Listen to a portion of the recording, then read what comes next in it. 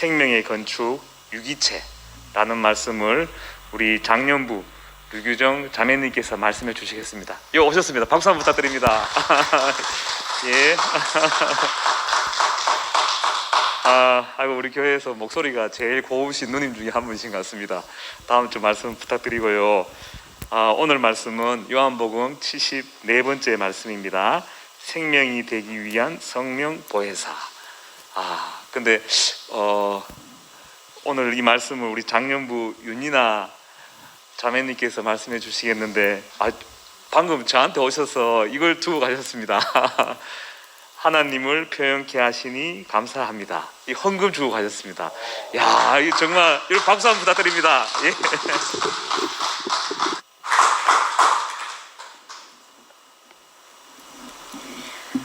안녕하세요. 연합 32순의 윤이나입니다. 오늘은 요한복음 생명이 되기 위한 성령 보혜사 요절 말씀을 봉독하겠습니다. 요한복음 14장 16절에서 20절 말씀입니다.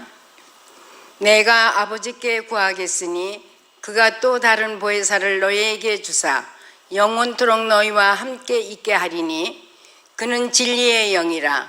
세상은 능히 그를 받지 못하나니 이는 그를 보지도 못하고 알지도 못함이라. 그러나 너희는 그를 아나니 그는 너희와 함께 거하심이요 또 너희 속에 계셨겠음이라. 내가 너희를 고아와 같이 버려두지 아니하고 너희에게로 오리라. 조금 있으면 세상은 다시 나를 보지 못할 것이로되 너희는 나를 보리니 이는 내가 살아있고 너희도 살아있겠음이라. 그날에는 내가 아버지 안에 너희가 내 안에 내가 너희 안에 있을 것을 너희가 알리라. 아멘.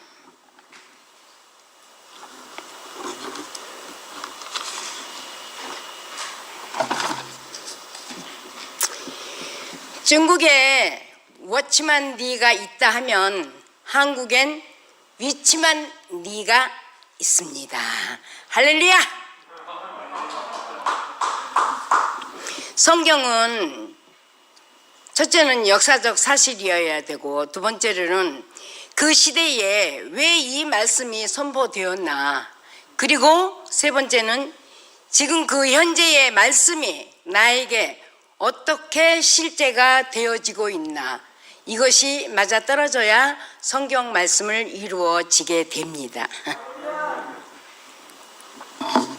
쌀 한 솜이 있잖아요.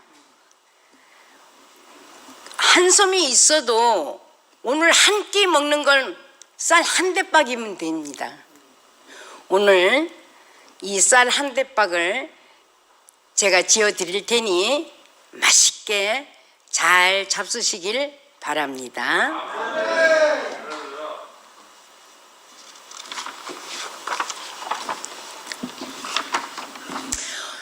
보혜사는 함께 하기 위해서 아들을 보낸 것이고 생명되기 위해 보혜사 성령을 보내셨다 말씀하십니다.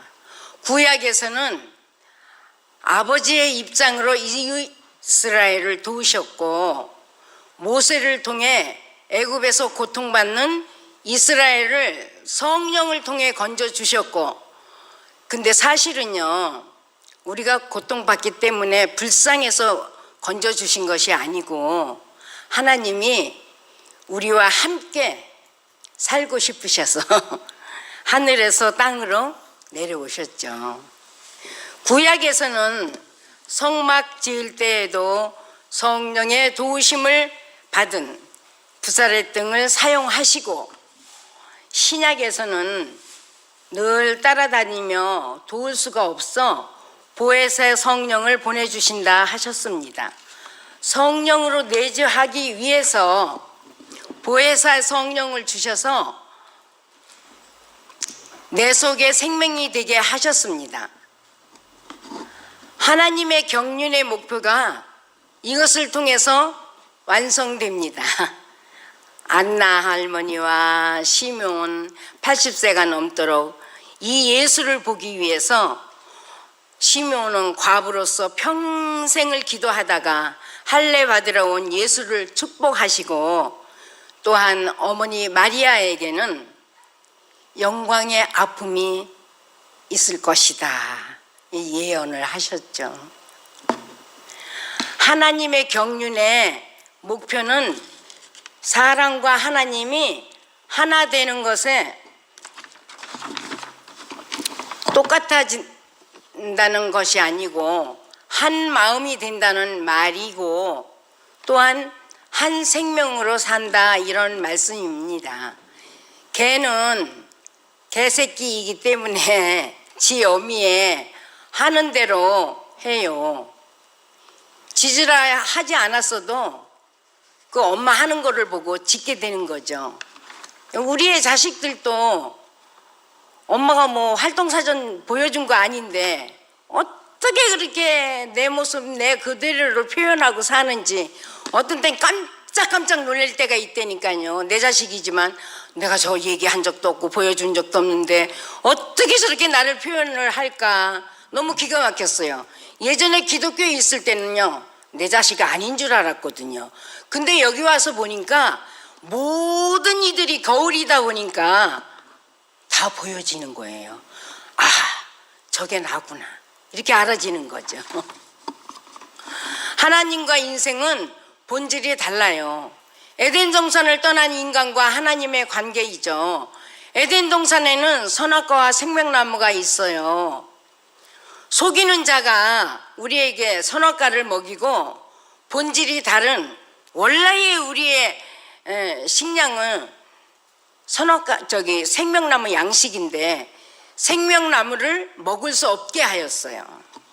구약에서는 하나님이 우리를 따라다니면서 도와주셨죠. 이스라엘이 경험한 성령은 초자연적인 힘, 퓨뉴마, 바람이다, 호흡이다, 기운이다, 이렇게도 얘기를 하죠. 왜 나뭇가지가 흔들리지? 그래서 그것을 바람이 분다, 그렇게 얘기를 하죠. 뭔지는 모르지만 뭔가가 움직이는 이것을 영이라고 하죠. 바람이 임으로 불매, 나를 포함하고 과정을 거쳐 인격적으로 함께 죽고 함께 삶. 그분이 과정을 거칠 때 나를 포함하고 과정을 거쳤어요.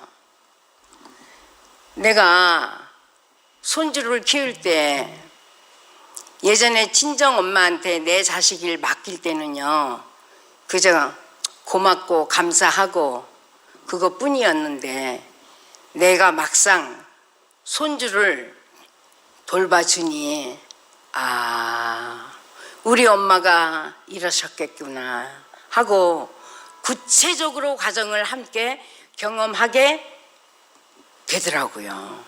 이스라엘이 경험한 성령은 초자연적인 힘, 인격적으로는 특별한 사람들에게 성령의 능력을 부어주셨죠.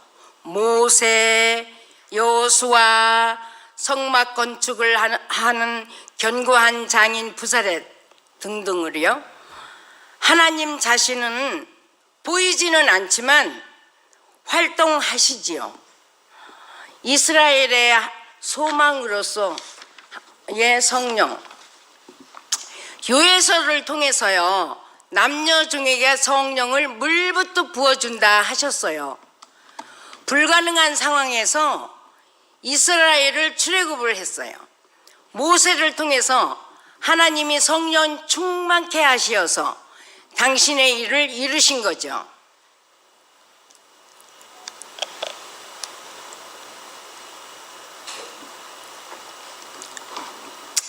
한때는 저 오순절 순복음 있죠. 거기에서 성령 충만을 엄청 했잖아요. 제가 그때 서울에서 신앙생활을 하는데요, 제가 지금 혀를 쳐가지고 굉장히 몸이 냉하고 추운 사람이었거든요. 지금 많이 좋아진 거죠.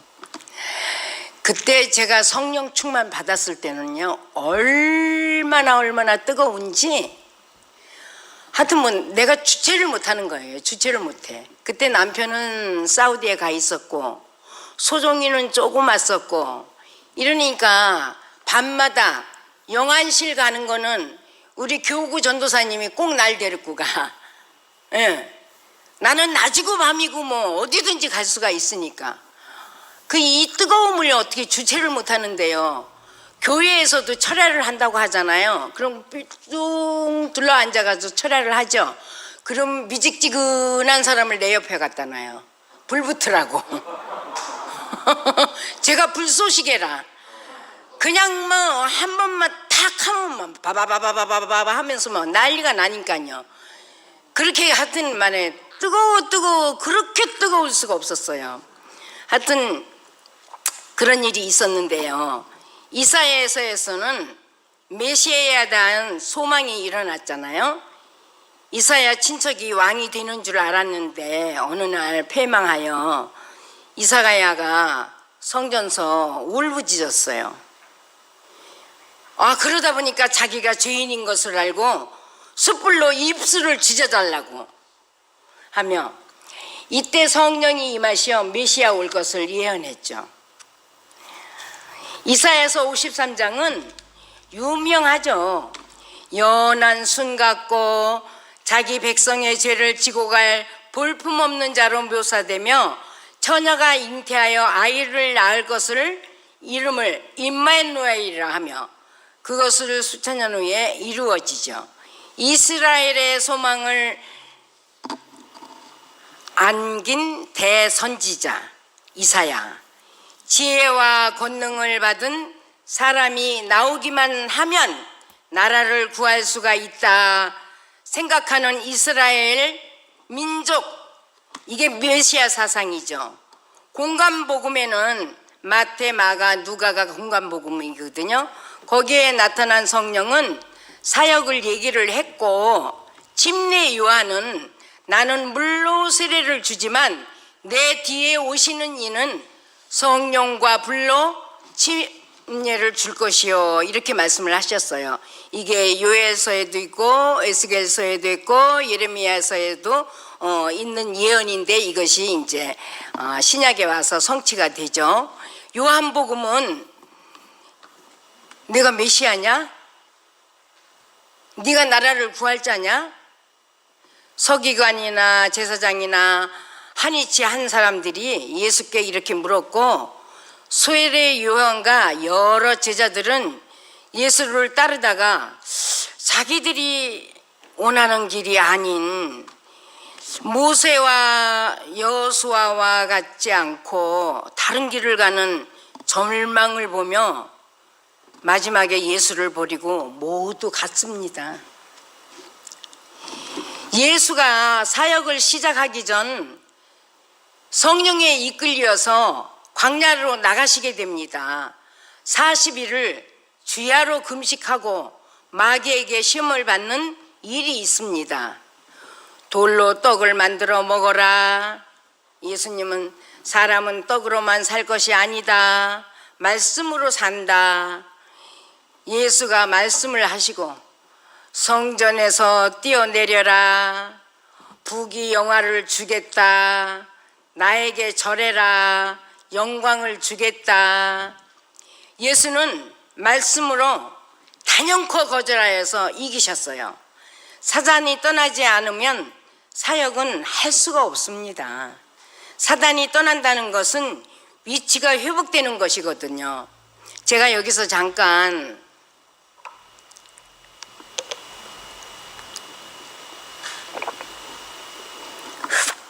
우리 형제가 위치 회복되는 그런 얘기를 잠깐 드리겠습니다. 어느 한 날 계속해서 한 일주일이 됐대나 말씀을 귀에 꽂고 열심히 말씀을 듣는데 깨달아 알아지는 거죠. 내가 이렇게 사는 게 아닌데. 보니까 자기가 교회를 이제 교회 생활을 했잖아요. 위치 이탈이 됐더래요. 거기에서요 너무 분하고 억울해서요 내가 이렇게 이 늦은 나이까지 내가 사단한테 끌려다니면서 내가 사단이 종로로 한 게 너무너무 억울하다고, 어? 그렇게 하면서 막 너무너무 억울해가지고 막 울고 간증 시간에 간증하고요. 그렇게 하는 걸 보니까요. 위치 회복이 된 거예요. 아, 이 늦은 나이에도 내가 이 교회를 만나서 위치 회복을 하니 얼마나 감사한지 모르겠다고 이런 얘기하는 것을 듣고 우리 막내 다정이가 교회를 들어왔어요. 그러니까 우리 온 식구, 네 식구가 다 교회 생활을 하고 있는 거예요. 이때 마침 영어순이 시작이 되어 있었거든요. 그때 이제 서은모 우리 형제께서 이제 그 우리 순열 자매가 경순이라는 선생님이 한 분 계시는데 이제 처음 나오는데 오빠 어떻게 몇 명 되진 않지만 어떻게 순모임 좀 시작했으면 좋겠다고 그 원모 형제에게 사정을 해가지고요. 그 진짜 아닌 게 아니라 몇 안 되는 사람들이요. 영어 순모임을 시작했어요. 진짜. 근데 뭐 우리 식구만 해도 4명 아닙니까? 그러다 보니까 몇 명이 7, 8명이 앉아요. 그러다 보니까 어찌어찌 소문이 나가지고 점점 많이 모여지더라고요. 그래서 거기서 영어 순모임을 하는데요. 얼마나 재밌게 했는지 몰라요.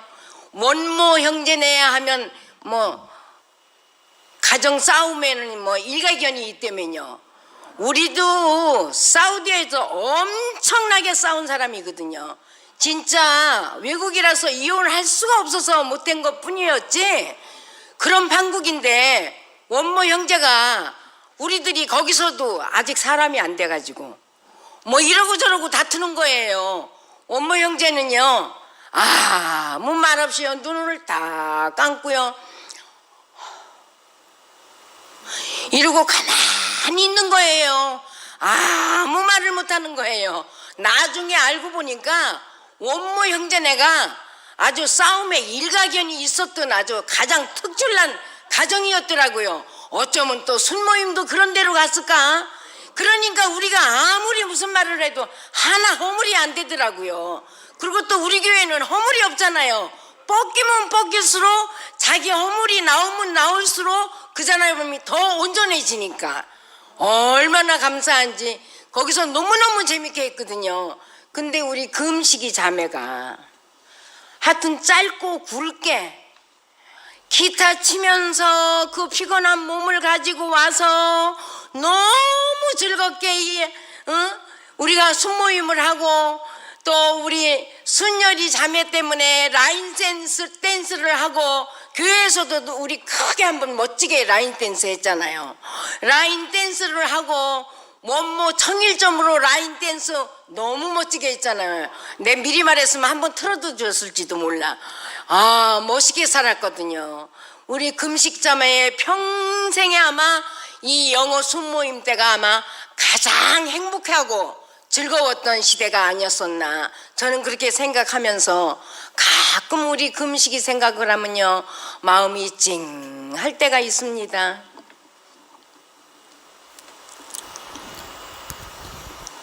정말 우리는 여기서 마음껏 누리고 기뻐했습니다. 그러고 나니까 코로나가 시작이 됐어요. 그때서부터 이제 수모임이 끊어지게 됐거든요. 근데 그때 마침 또 박정기 그 말씀 시작이 됐어요. 어떻게 이상하게 그렇게 또 연결이 되더라고요.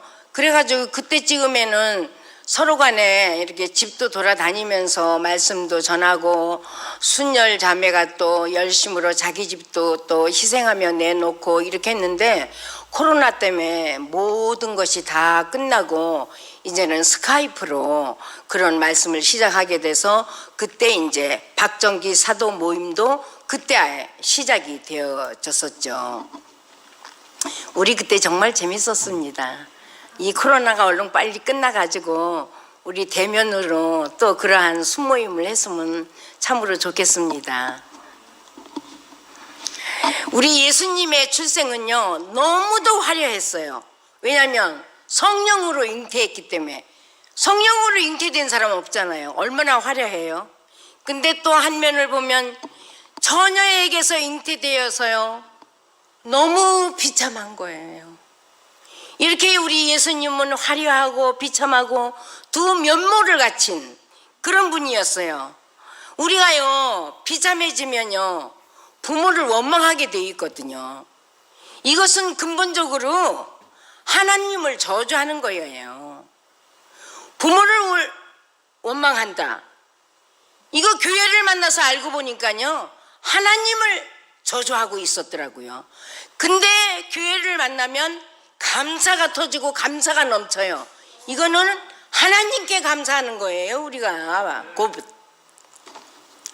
욥기서에서는요, 욥이 너무 괴로워가지고 난나를 저주했어요.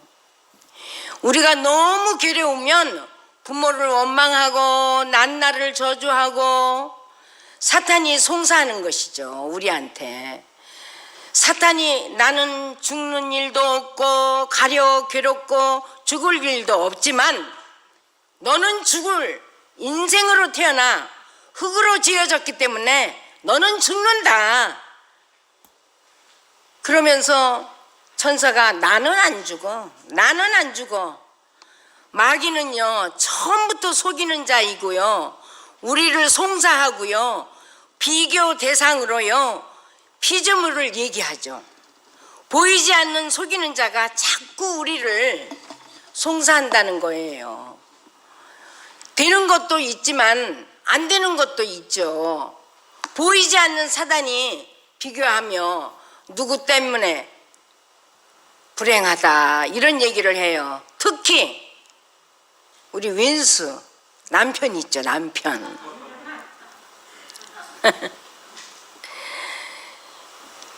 에휴, 저 왼수야. 내가 이렇게 얘기를 하면요, 우리 형제가 그때까지만 해도 변하지 않았을 때니까 왼수는 한 집안에 있느니라 이래요. 그러면 나는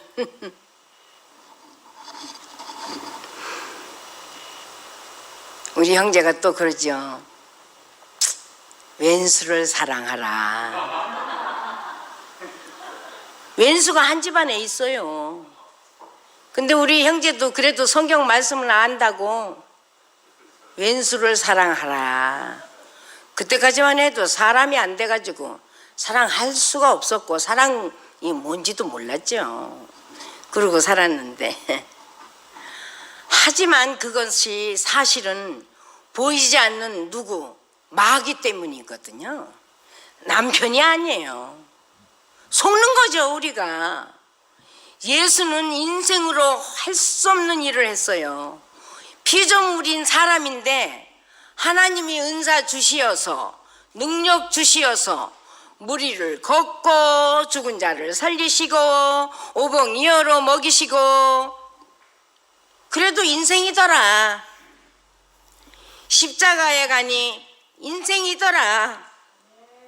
은사와 능력을 하나님이 가져가시니까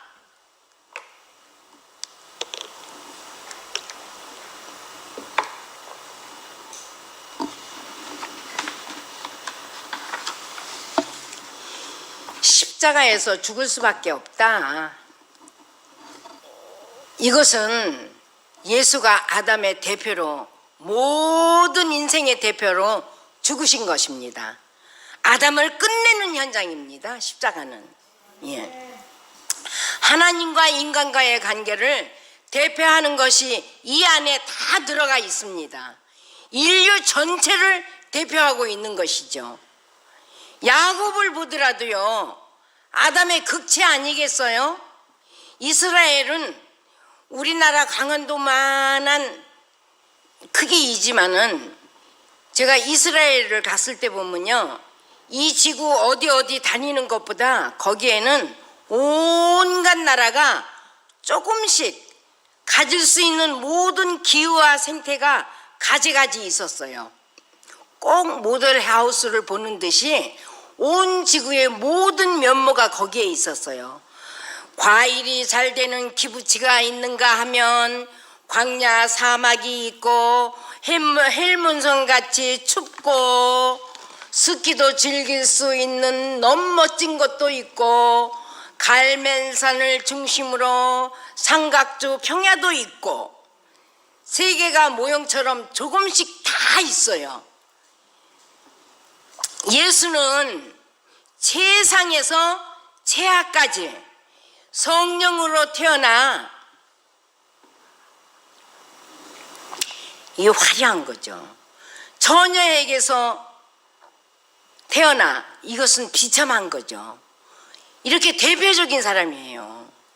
십자가의 죽음은요, 하나님 아들까지 갔다가 예수는 아담 안에서 죄 없는 그리스도, 이것을 대표했고 예수 밖에서는요 이것을 찾을 수가 없어요.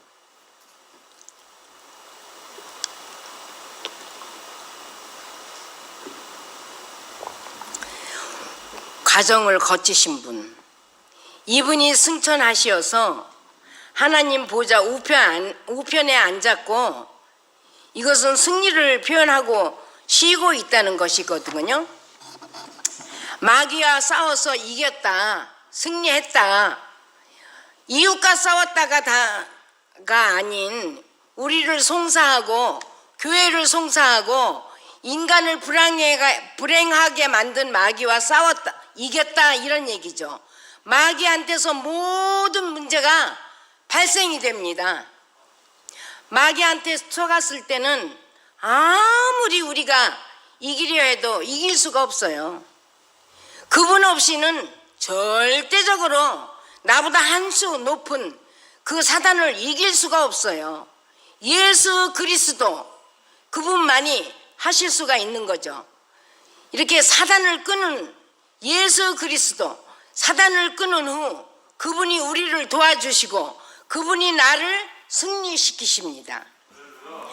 그분과 함께 과정을 거쳐 예수 출생 안에서 다 알아지는 거예요. 우리에게 기름 부음이 있어, 이거 보혜사 성령이거든요. 모든 것이 다 알아집니다. 어찌 알아지냐고요? 증거가 있죠. 누가복음 24장 13절에서 36절을 집에 가서 반드시 꼭 읽어보시기 바랍니다. 거기에 아주 자세하게 기록이 되어져 있어요. 보니까 모든 희망이 다 끝났잖아요. 예수가 십자가에서 처형이 됐잖아요. 모든 제자들은 다 도망을 갔잖아요. 여기에서도 엠마오로 내려가는 두 제자가 있었어요. 우리가요, 교회 안에서도요, 우리가 잘 나가다가도요, 실망과 절망과 좌절할 때가 있어요. 교회 안에서도. 내 기준치와 다 끝날 때,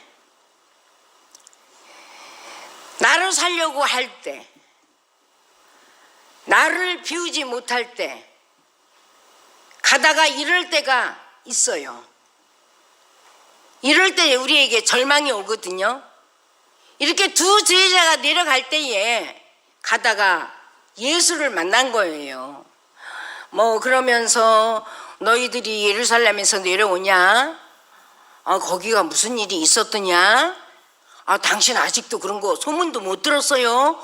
무슨 얘기 못 들었어요? 그러면서 이러고 저러고 이러고 얘기를 하면서 그러고 있는데 갑자기 눈이 밝아진 거예요.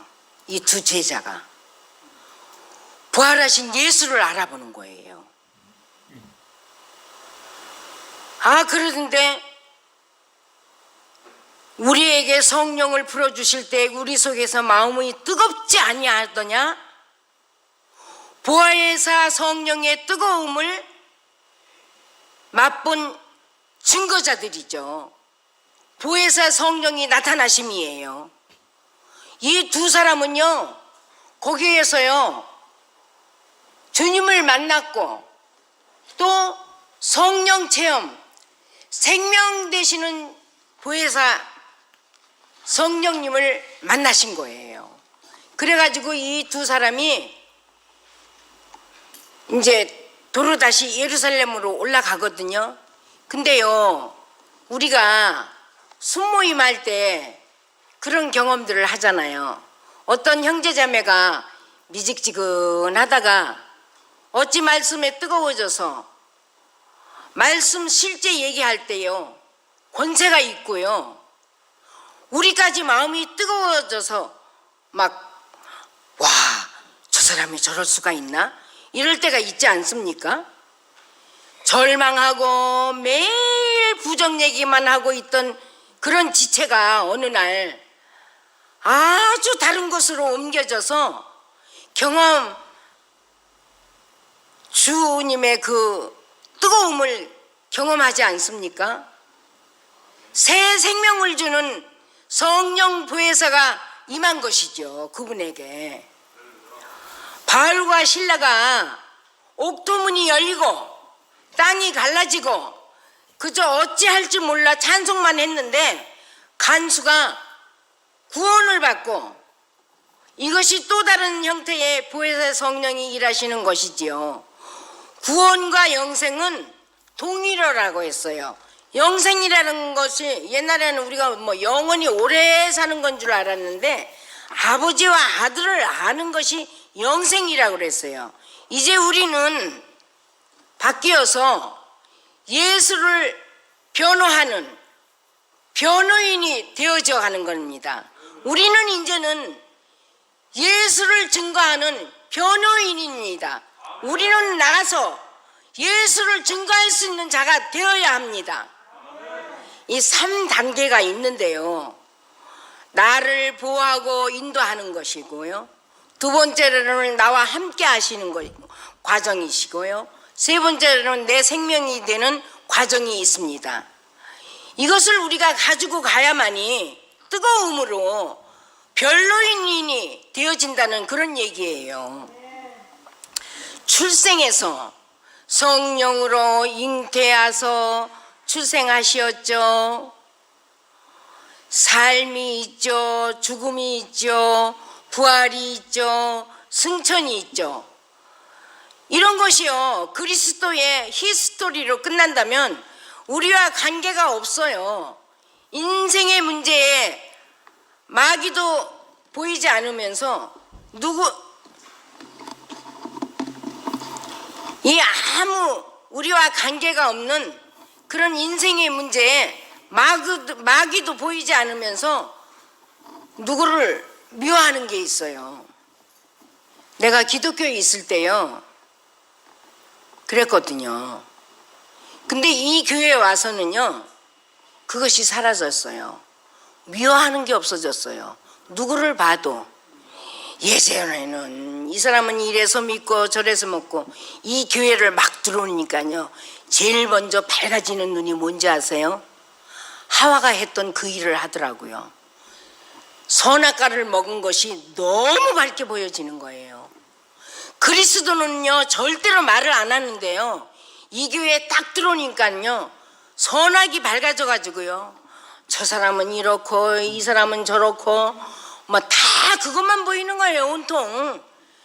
그러니까 내가 선악이 얼마나 밝아지는지 이루 말할 수가 없어요. 응? 이렇게 우리는 선하게 밝아지는 것이 아니고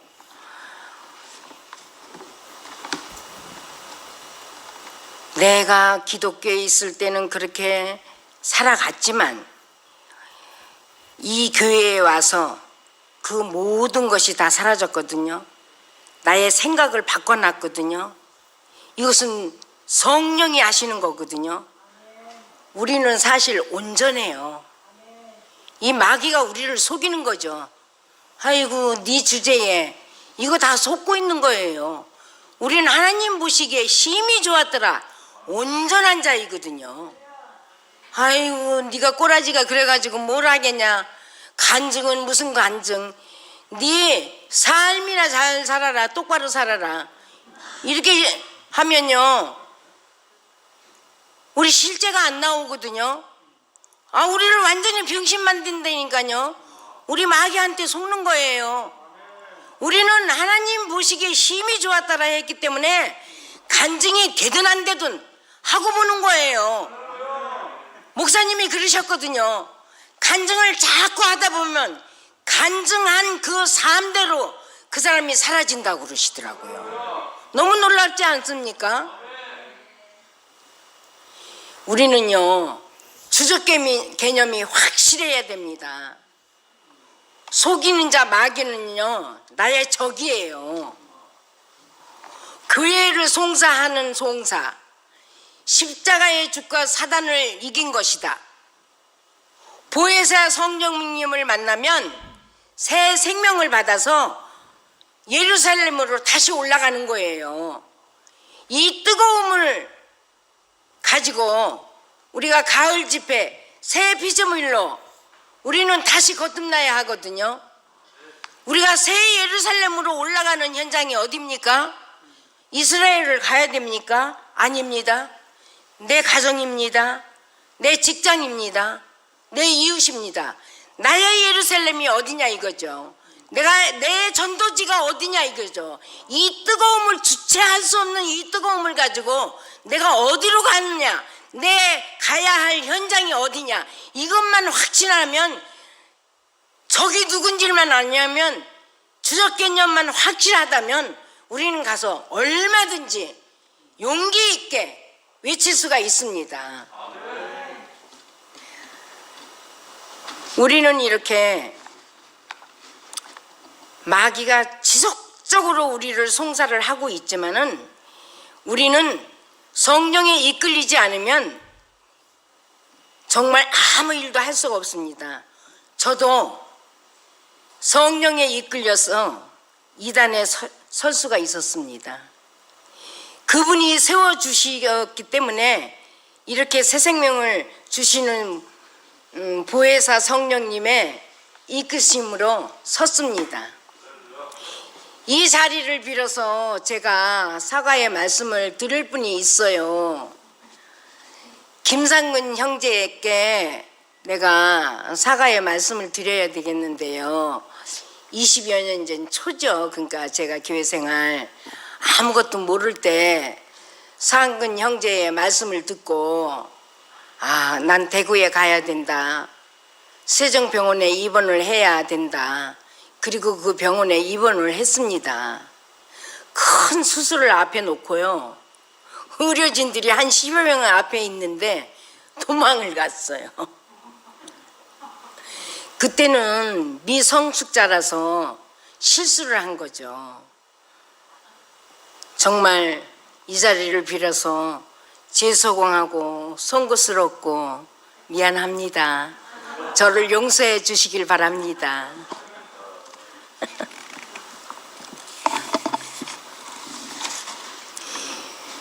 그리고 수요 모임은 분향단에 불을 끄지 않는 기도입니다. 여기 오신 분들은요, 아주 귀한 분들이십니다. 보혜사 성령에 감동받으신 분들이십니다. 노경 장로님, 분향단 불을 끄지 않아 얼마나 감사한지 몰라요. 부활 생명만 골라서 어떻게 그렇게 아시고 세우시는지요. 참으로 은혜가 넘칩니다. 할렐루야! 정말 감사합니다. 기도하시겠습니다.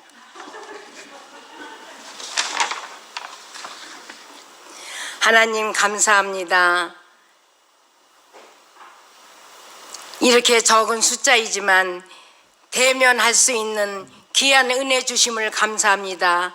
이 집회를 통하여서 새 생명을 주시는 보혜사의 성령을 모두 받고 뒤돌아가 내에 다시 한번 엠마오로 내려가는 두 제자와 달리 예루살렘이 어느 곳인가, 내가 가야 할 그 뜨거움을 가지고 가야 할 예루살렘이 어느 곳인가, 그것을 익히 알아가지고 새 피조물인 그 모습으로 우리가 전도자가 되어서 예수를 변론하는 별호자가 되어서 각자의 자기 위치에서 최선을 다할 수 있게 하나님이 성령으로 충만케 하시고 능력 주시길 바랍니다. 오늘도 이렇게 살아계시어서 우리와 함께 하시는 우리 하나님에게 감사하며 주 예수님의 이름으로 기도합니다. 아멘.